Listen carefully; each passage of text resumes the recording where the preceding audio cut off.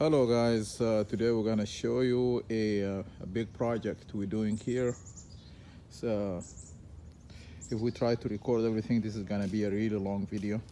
This is our old pool deck, and we're trying to resurface the pool deck here. The whole thing, it used to be look like this. Old concrete with the whole bunch of ugly paint on it.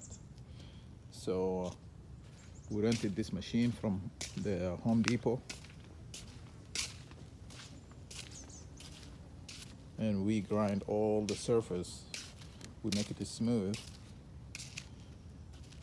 and we're gonna finish those edges here and resurface this pool deck in a few days and make it usable. This is a big project of refinishing the deck, and also do the pool liner. It's gonna be a lot of work, but I'll get it done. And this is the machine.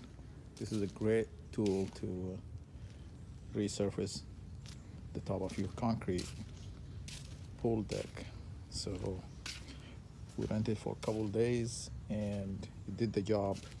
Everything is very smooth. Just the lowest spot here where is the paint shows from the old paint.